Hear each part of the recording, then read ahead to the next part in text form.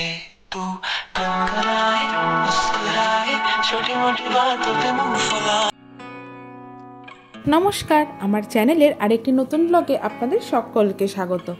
আজকে সোমবার, আজকে জন্মাষ্টমী। কালকেই সবে আমরা কলকাতা থেকে দিল্লিতে ফিরেছি। এখনো অবধি ঘরদোর অগোছালো হয়ে আছে, লাগেজও কিচ্ছু আনপ্যাক হয়নি। তাই ডিসাইড করলাম প্রথমে ঘরটাকে একটু গুছিয়ে নিই। পুজো আচ্চার দিনে একটু সুন্দর করে চাদর পাতলে, ঘরদোর পরিষ্কার করলে ঘরটা যেন এমনিতেই ঝলমল করে।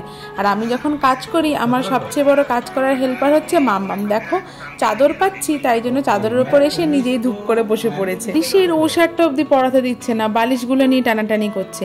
এই বেডশিটটা সেই যেদিনকারে রাখির জন্য সমস্ত চুড়িদারের পিসগুলো কিনতে গেছিলাম আমার ননদদের, সেই দিনকারেই কিনেছিলাম। বেডশিটের প্রিন্টটা আমার এত পছন্দ হয়েছিল, আর বেডশিটটা দেখতেও কিন্তু খুব ভালো লাগছিল আমার, তাই জন্য আজকেই এটা পাতলাম।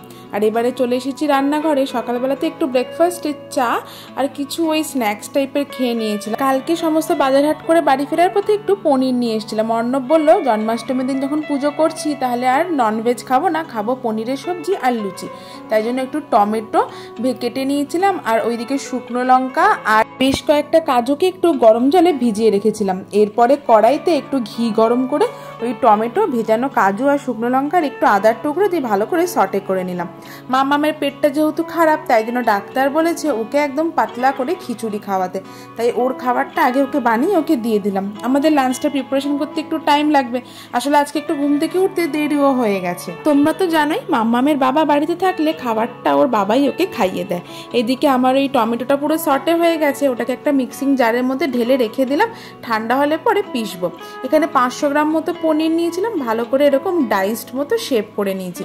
এরপরে যেটাতে ওই টমেটোটা ভেজেছিলাম ওই তেলটাতেই আর একটুখানি তেল দিয়ে পনিরগুলোকে একটু ভালো করে ভাইজে নেব। পনিরটা ভাজতে ভাজতেই ওইদিকে আমি ওই মশলাটাকে ভালো করে মিক্সিতে পেস্ট করে নিয়েছি। এরপরে পনির ভাজা হয়ে গেলে ওই তেলটার মধ্যে আর একটুখানি ঘি দিয়ে এবার ওই পেস্ট করে রাখা মশলাটা দিয়ে নাড়াচাড়া করে দেবো। ওই মিক্সিং জারের যে ধোয়া জলটা সেটাও দিয়ে দিলাম, নুন, হলুদ আর একটু গরম মশলা দিয়ে দেবো।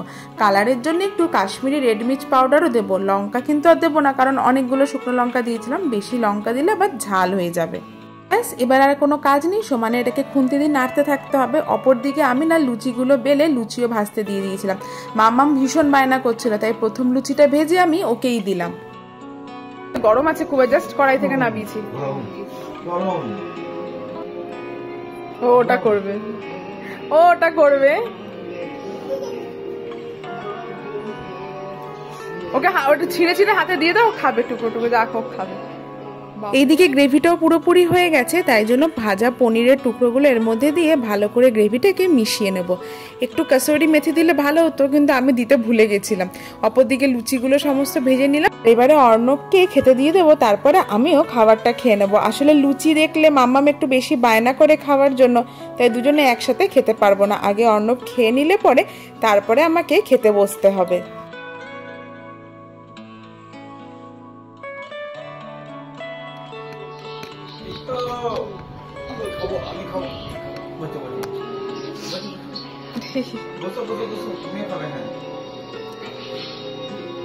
গরম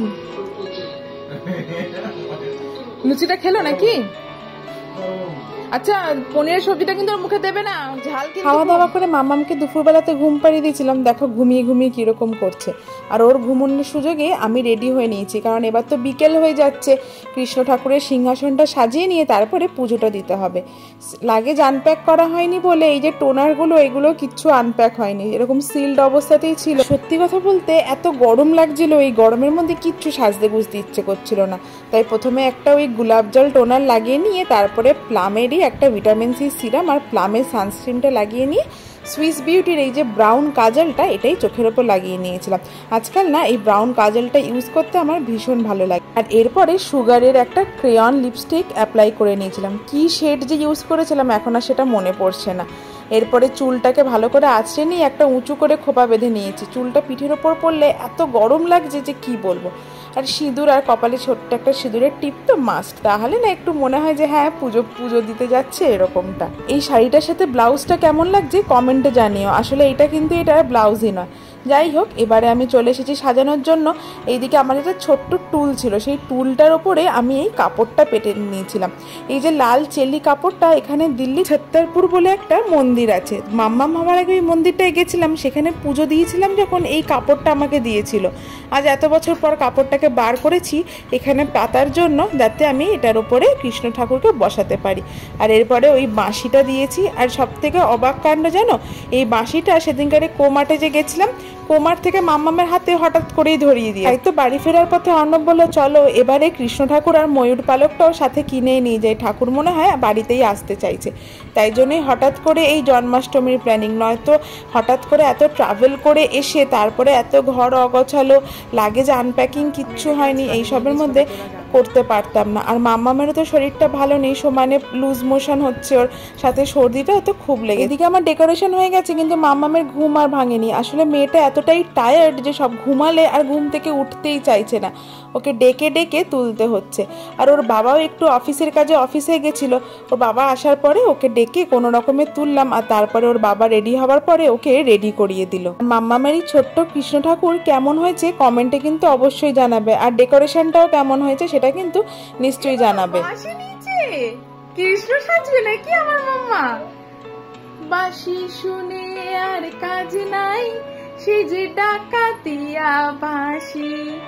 মা তুমি বাঁশি নিয়ে কি করবে? পছন্দ হয়েছে বাঁশিটা?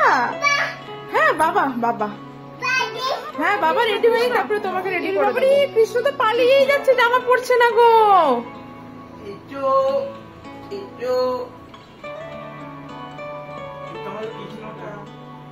ছোট্ট কৃষ্ণ, হ্যাঁ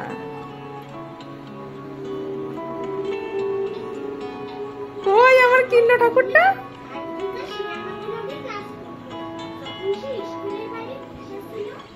দাঁড়াও মালাটা এনে পরিয়ে দিই।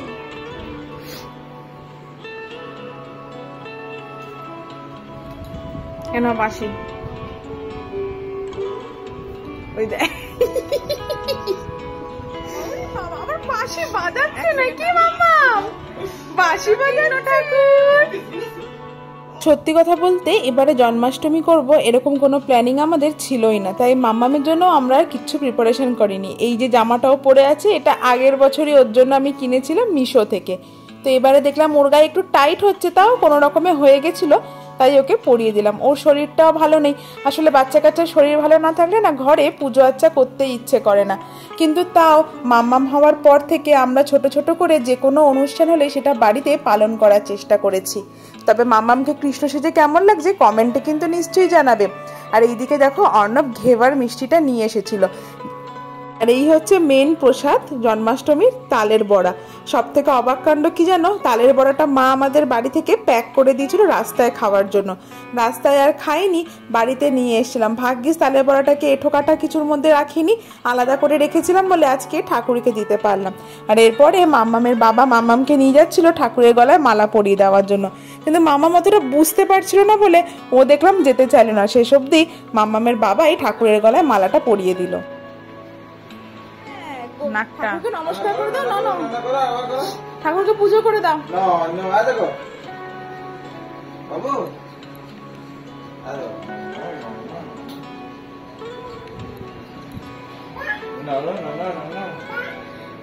ওর নজর শুধু তালের বড়ার দিকে। দেখো বাবু,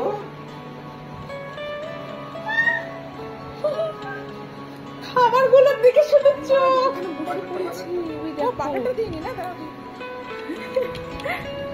এই যে আমরা একটু পুজো করে নি, আমার এখনো পুজোই হয়নি, তুমি প্রসাদ কি খাচ্ছ? এই এ রাম, পুজো এখনো হয়নি? না না এখনো পুজোই হয়নি। কে তালের বড়াগুলো খেয়ে নিল? মাম্মাম। ই রাম, দেখো না তালের বড়াগুলোকে কি করছে, হাতে স্কুইজ করে নিচ্ছে। এ বাবা আবার তোহারা তুলে তুলে রেখেছে, দেখো কি করছো? তালের বড়া খাচ্ছ? হ্যাঁ খাও খাও খাও। না তুমি তালের বড়া খাও, খাও।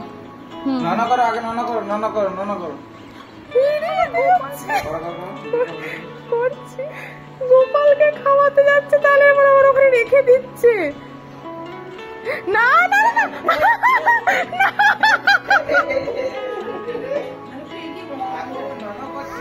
ওরে মারে ও ঠাকুরকেই খাওয়াতে ব্যস্ত, আমি কি পুজো করবো আমরা অন্য। আজকে দেখে খাওয়া খাওয়া খাওয়া কি করবি কর যা।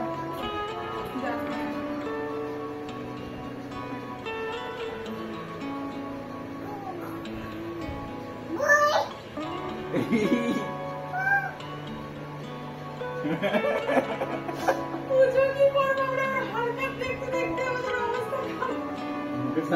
খাওয়াচ্ছে হ্যাঁ খাবে খাবে উনি বাবা এই জল মল সব খেলে দিচ্ছে। খাবে খাবে খাবে ঠাকুর ঠাকুর নন করতে হয়। এদিকে নানা করো নানা করো নানা করো নানা করো। আমি পুজো করে নি বাবা। নানা করো নানা করো। আর দেখছো কাণ্ড, পুজো আর কি করব, ওখানে বসে তো ওর সাথে ছবিও তুলতে পারলাম না শেষ অবধি। ওকে ঘরে নিয়ে এসে ছবি তুললাম, আর ও সমানে তালের বড়াগুলো তুলে নিজে খাচ্ছে, ঠাকুরকে খাওয়াচ্ছে, মানে কি যে কাণ্ড করছে কি বলবো। যাই হোক, ওর জন্যই তো পুজোর আয়োজন করা। ও আনন্দে রয়েছে মানে আমরা আনন্দে রয়েছি, আর আমরা জানি ঠাকুরও আনন্দে থাকবে। শেষে ওকে জামাটা খুলে দিয়েছিলাম, ও একটু আনকমফোর্টেবল ফিল করছিল সর্দিটার জন্য, একটা হালকা পাতলা জামা পরিয়ে দিয়েছি। তারপরে দেখো গোপালটাকে নিয়েই শেষ অবধি সে পালিয়ে গেল। আসলে একটু পুতুলের মতো দেখতে তো, আর ভীষণ হালকা, তুলে নিয়েই দেড় দৌড়। এরপরে মামামকে আবার আজকেও একটু ডাক্তারের কাছে নিয়ে যাওয়ার ছিল। আসলে কালকে ডাক্তার দেখিয়ে আসার পরে ডাক্তারবাবু বলেছিলেন যে কালকে বিকেলবেলা তো ও কেমন থাকে সেটা একবার ওকে দেখিয়ে নিয়ে যেতে। তো এই জন্য ওকে আরও জামাটা চেঞ্জ করিয়ে দিলাম, আর এরপরে আমরা গেছিলাম ডাক্তারের কাছে। আর সত্যি কথা বলতে না, জামা কাপড় চেঞ্জ করার একদম টাইম ছিল না। 8:30 অবধি ওখানে ডাক্তারবাবু বসেন, অলরেডি 7:30 বেজে গেছিল। তাই শাড়ি পরে আর অন্য পাঞ্জাবি পরে বেরিয়ে গেছে। ডাক্তারের ওখানে গিয়ে মাম্মাম তো খুব খুশি, ওখানে অনেক আরো পেশেন্টরা আসছে, তাদেরকে দেখে ও রীতিমতো হাসছে। আর সত্যি কথা বলতে মাম্মামকে ডাক্তারের কাছে নিয়ে গিয়ে আমরা বাইরে গিয়ে দেখলাম যে জন্মাষ্টমী এখানে একদম পুরো দুর্গা পুজোর মতো পালন করা হয়। ডাক্তারের চেম্বারের পাশে এরকম একটা দোলনা লাগিয়ে সেইখানে কৃষ্ণ ঠাকুরকে বসানো হয়েছিল, তাই মাম্মামা একটু কৃষ্ণ ঠাকুরকে দোল দিয়ে দিল। আর এখানে দেখো কত কৃষ্ণ ঠাকুর রাধারানীর মূর্তি বসানো হয়েছে। আর সব থেকে অবাক কাণ্ড হচ্ছে, এখানে সবাই মানে মানুষেরা কৃষ্ণ ঠাকুর আর রাধারানী সেজে বসেছিল। আর সত্যি কথা বলতে চারিদিকে ওখানে প্যান্ডেল করে পুজো হচ্ছে, কত বড় মেলা বসেছে যে কি বলবো। আমার না এখানটাতে এসে মনে হচ্ছিল আমি যেন কলকাতাতে দুর্গা পুজো দেখতে এসেছি। দেখো তোমাদেরও মনে হচ্ছে না?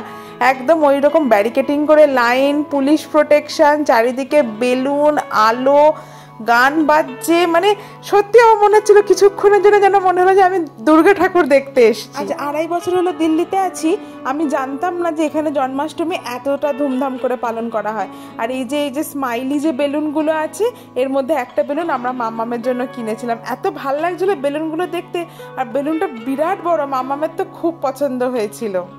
শুধু যে এখানে এরকম বিক্রি হচ্ছে, মেলা হচ্ছে এমনটা নয়, বিভিন্ন জায়গাতে এরকম প্যান্ডেল করে ব্যারিকেডিং করে মেলা মতো হচ্ছে, আর সেখানে এরকম পুজোও হচ্ছে। আমরা কিছু দূর ভেতর অবধি গিয়েও ছিলাম, কিন্তু সত্যি কথা বলতে এতটা ভিড় বেশি ছিল, আর যত রাত বাড়ছিল তত যেন ভিড়টাও আরও বেশি বাড়ছিল।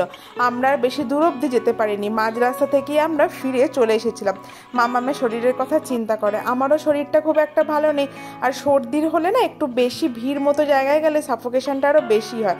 আর এই দেখো এখানে একটা জায়গাতে রাধারানী আর কৃষ্ণ ঠাকুর এরকম সেজেছে, সেজে এরকম নাচ গান করছিল।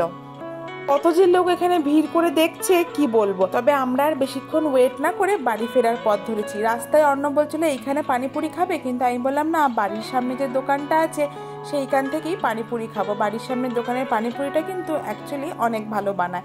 বাড়ি আসার পরে অর্ণব বলল প্রসাদগুলো ভাগ করে দাও, আমরা খেয়ে নিই। তো তালের বড়া প্রথমে ভাগ করে দিলাম, আর তারপরে বার করলাম এই ঘেভার মিষ্টিটা। ঘেভার জানো তো এখানকার একটা স্পেশালিটি, তবে সত্যি কথা বলতে এখানকার না, এটা অ্যাকচুয়ালি রাজস্থানি একটা মিষ্টি।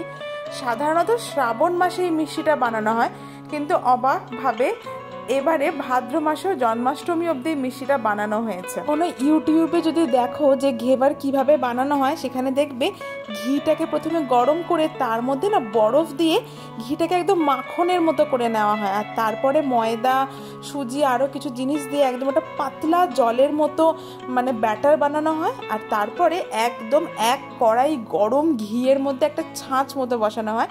এটা যেমন স্কোয়ার আছে, গোল, ম্যাক্সিমাম ঘেভার কিন্তু গোল হয়, অর্ণব স্কোয়ারটাই পেয়েছিল তাই নিয়ে এসেছিল। আর ওই ছাঁচটার মধ্যে খুব উঁচু থেকে একটা ওই পিচকারি মতো বোতলে ভরে এরভাবে স্প্রে করে করে দেওয়া হয়। আমি ঘেবার বানানোর প্রসেসটা এইখানে প্রথম দেখেছিলাম, মানে হালুয়াইয়ের দোকানে, তারপরে আমি ইউটিউবে দেখেছিলাম। বেশ ভালো লেগেছিলো, কিন্তু দেখতে যতটা সোজা লাগে অ্যাকচুয়ালি কিন্তু অতটা সোজা না। যাই হোক, প্রসাদ অর্ণবকে দিয়ে দিয়েছি। সব থেকে বেশি কিউরিয়াসিটি তো যথারীতি মাম্মামের। আর দেখো, বাড়ি এসে গলায় ও ওই কৃষ্ণ ঠাকুর সাজার জন্য যে মালাটা পরেছিল সেটাকে আবার নিজে নিজে পরে নিয়েছে, আর বায়না করছে ওর বাবার কাছ থেকে প্রসাদটা খাওয়ার। দাঁড়াও, মাম্মামের জন্য যে বেলুনটা কিনেছি সেটা তোমাদের ভালো করে দেখাই। এই দেখো কি কিউট না বেলুনটা দেখতে, এরকম একটা স্মাইলি ফেসের বেলুনটা কিনেছি। চলো তবে আজকের ভিডিওটা এখানেই শেষ করছি। প্রসাদটা খাওয়ার পরে যদি ইচ্ছে করে তাহলে একটু কিছু ডিনারে খেয়ে নেব। আজ তবে ভিডিও এখানেই শেষ করলাম। দেখা হবে আবার কাল আরেকটি নতুন ভিডিওতে। সকলে ভালো থেকো, সুস্থ থেকো, সকলকে অনেক অনেক ভালো রেখো। আজ তবে আসি, দেখা হবে আবার কাল। সকলকে টাটা।